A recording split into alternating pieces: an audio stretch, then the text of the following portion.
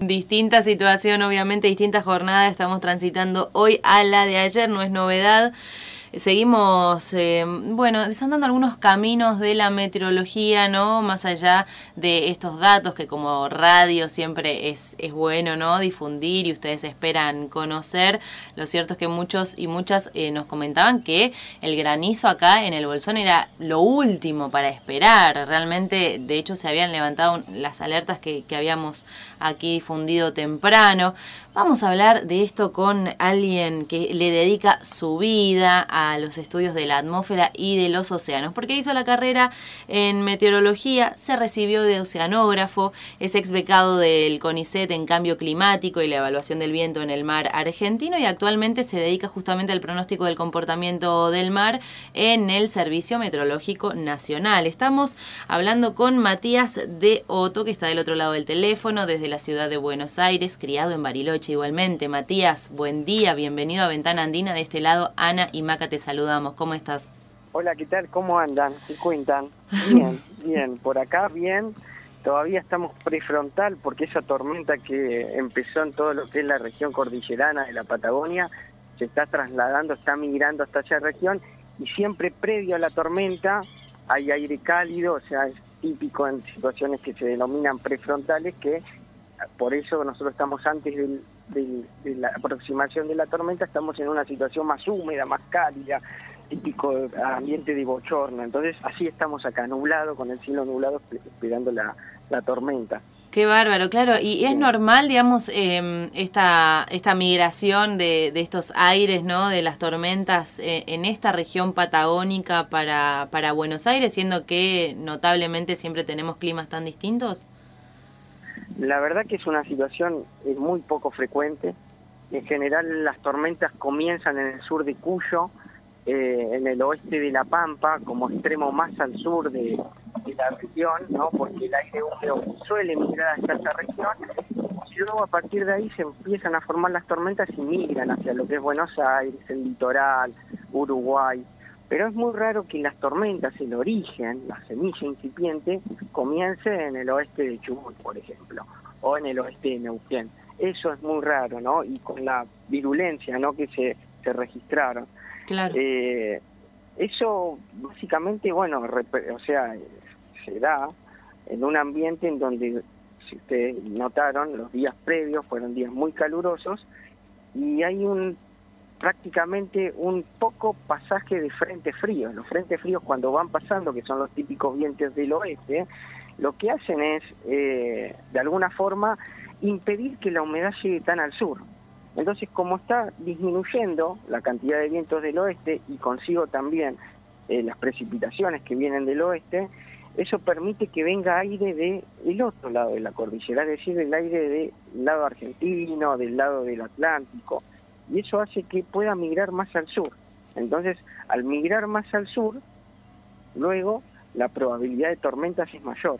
O sea, claro, el aire húmedo para generar tormentas, ahora si querés hablamos un poquito de granizo, pero para generar tormentas, el aire generalmente proviene del lado argentino, no viene del lado del Océano Pacífico, del lado chileno. Claro, ¿cuál es el rol de la cordillera en este sentido? ¿Qué efectos, no, tiene? ¿Cómo actúa como barrera con estas incidencias que decís del oeste? Exacto. De hecho, en Chile es muy raro tener tormentas eléctricas porque la humedad primero le cuesta llegar al sur, al norte de la Patagonia, y luego le cuesta mucho más cruzar la barrera orográfica que es la cordillera.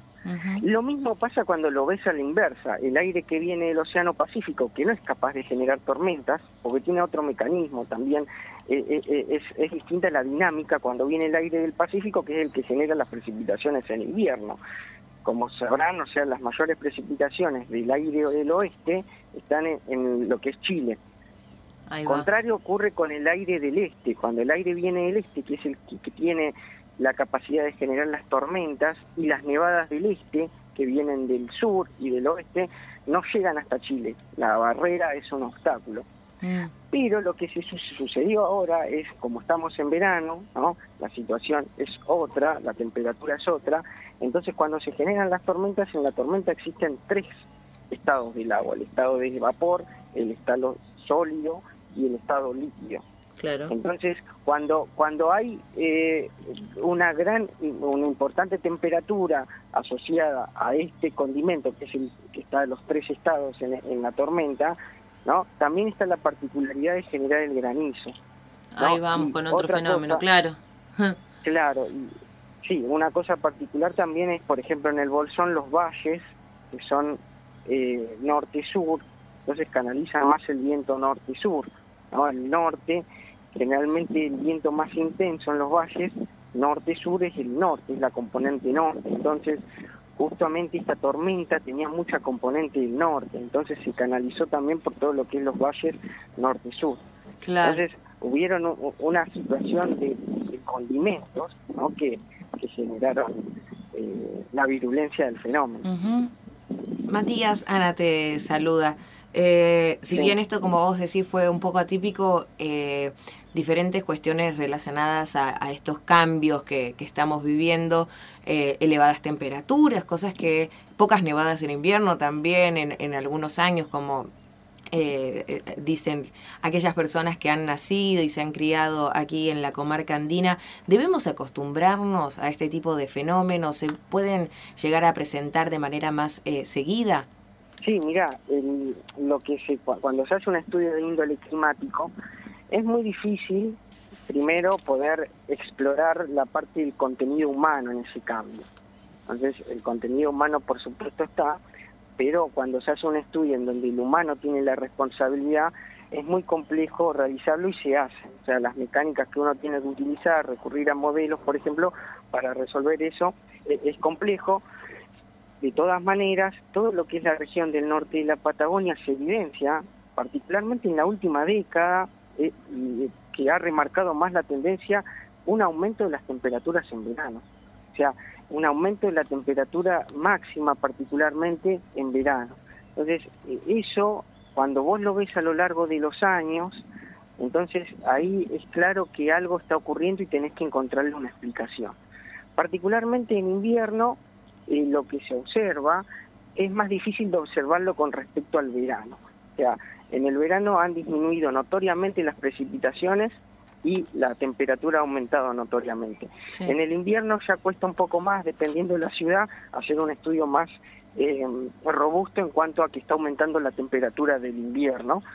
Y después vos tenés que sacar de todo eso, que es de alguna forma, porque el cambio climático repercute a gran escala y en una región, no repercute en una ciudad. Ahora, lo que puede pasar en una ciudad es el crecimiento edilicio, por ejemplo, la forma de construcción de una ciudad, y cuando te queda la estación meteorológica metida dentro de la ciudad, por ejemplo.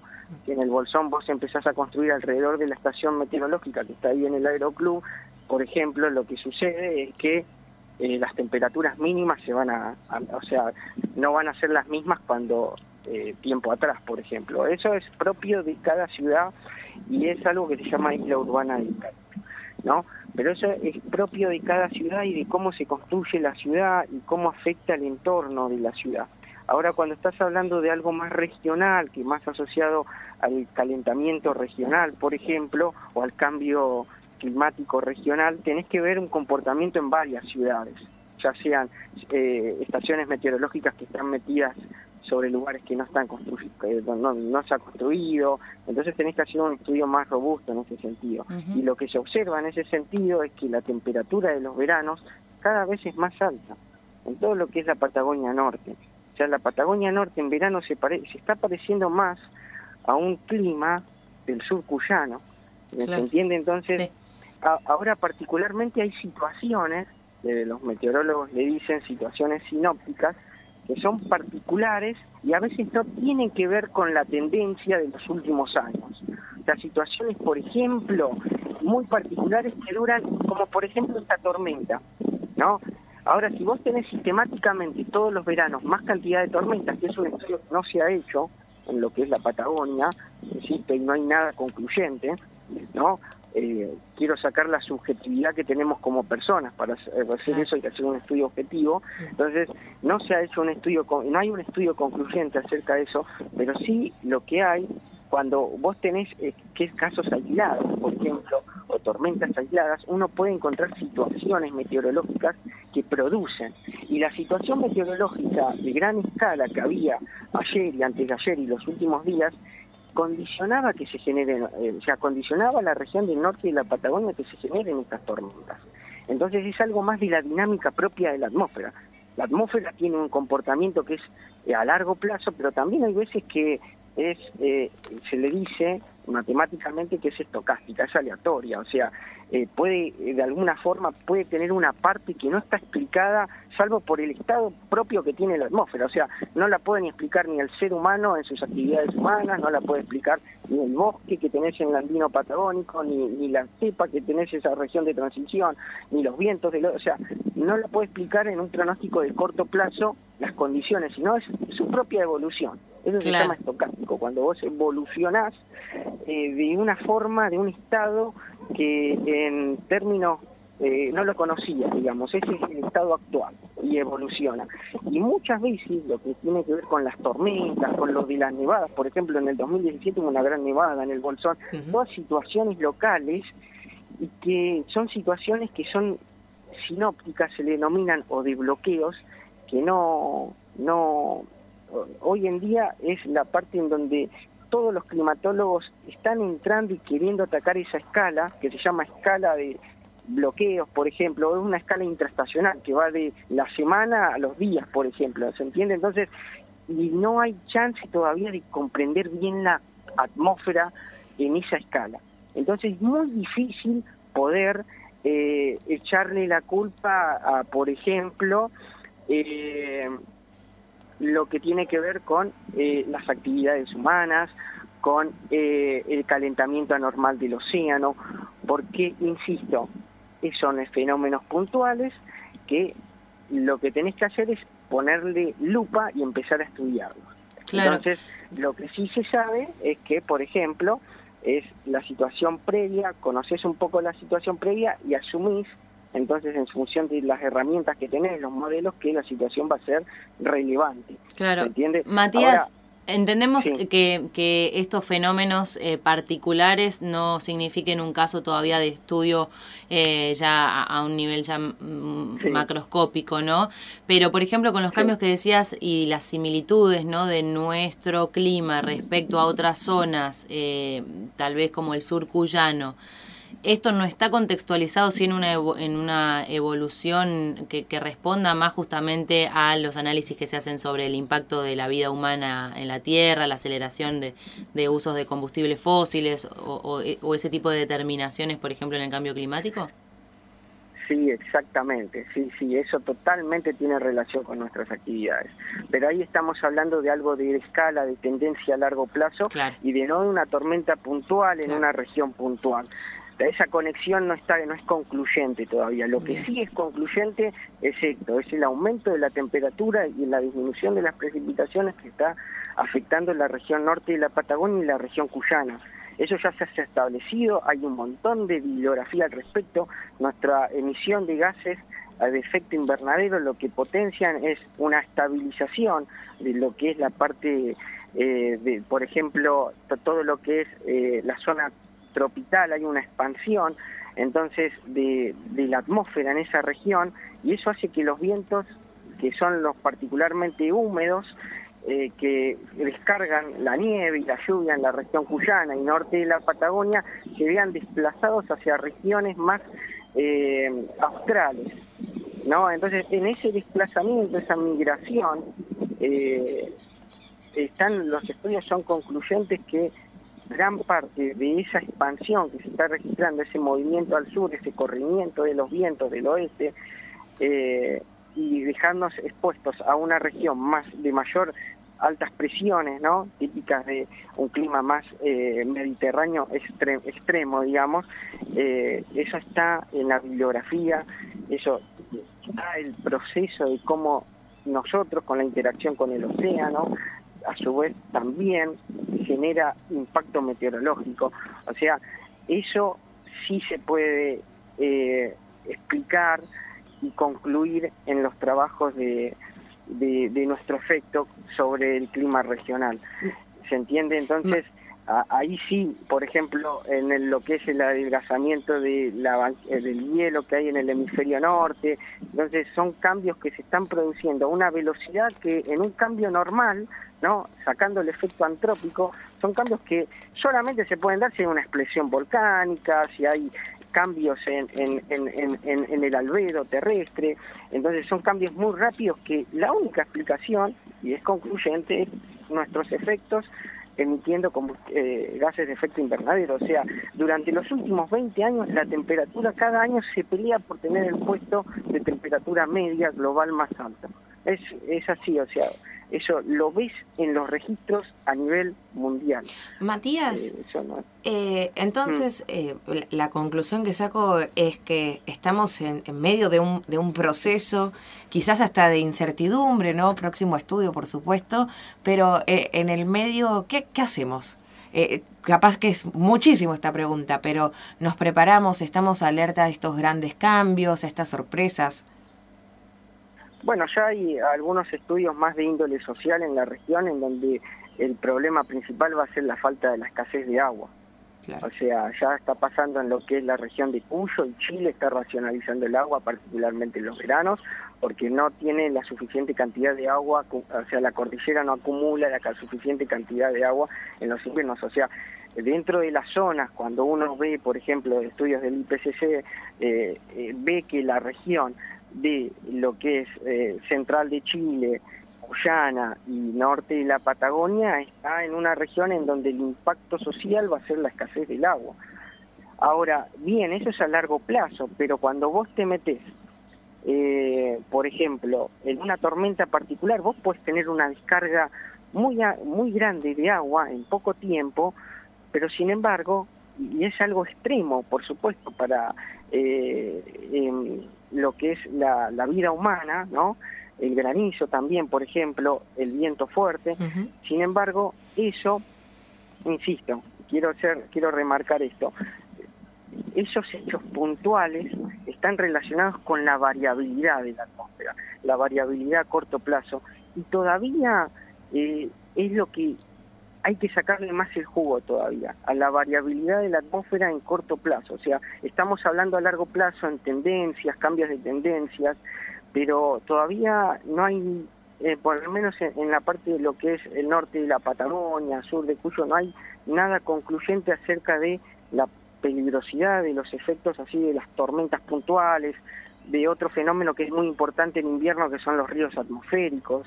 O sea, sin ir más lejos, y vos me hablabas de otra región comparada a nuestra región, de la Patagonia es California, por ejemplo, toda la costa oeste de Canadá y Norteamérica, o sea, Estados Unidos, tiene un clima muy particular. Ellos llevaban una sequía de más o menos 5 años, en donde todos sus reservorios que tenían de agua estaban muy por debajo hace años del nivel medio, ¿no? Y todas ciudades grandes, o sea, en California habían 50 millones de personas, es lo que vive, más de lo que vive en Argentina, y todos se alimentan de los grandes reservorios que tienen en todo lo que es la cordillera de Sierra Nevada. Entonces generan muchos reservorios de agua, y todos esos estaban en un nivel, y durante mucho tiempo fueron mermando, y sin embargo, ahora en diciembre, en 4 o 5 ríos atmosféricos, que son tormentas muy puntuales de lluvia y nieve, han logrado suplir esa cantidad perdida durante 3 años de la falta de recursos de agua, uh-huh, en unas tormentas que duraron menos de un mes. Entonces eso es totalmente, si me lo decís a mí así como climatólogo, eso es totalmente impredecible a largo plazo, que vengan 3 tormentas en menos de un mes y te llenen todos los embalses que estuvieron durante 5 a 3 años por debajo de sus niveles medios. Bien. Entonces eso es algo que excede cualquier, se va de tu libreto, entonces insisto, hoy hay una buena mecánica del recurso tanto humano para estudiar estos fenómenos que son puntuales, o sea, son fenómenos que y todavía no tenemos esa conclusión cómo el humano con sus actividades los potencia, los disminuye. Entonces, en esos fenómenos que duran muy poco tiempo, no largos años, sino una tendencia como se ve en las temperaturas del norte de la Patagonia en verano, sino son fenómenos muy puntuales como la tormenta que se desató ayer en la región del norte de la Patagonia. Qué buen repaso, Matías. Sí, vamos a seguir estudiando entonces, o consultando a los que saben cómo es tu caso. Lamentablemente hoy nos quedamos sin tiempo, pero te agradecemos un montón esta charla, con también la posibilidad de profundizar un poquito más ahí en la cuenta de difusión, si te parece compartirla, que tenés en las plataformas. No sé si solamente Instagram o también hay otras.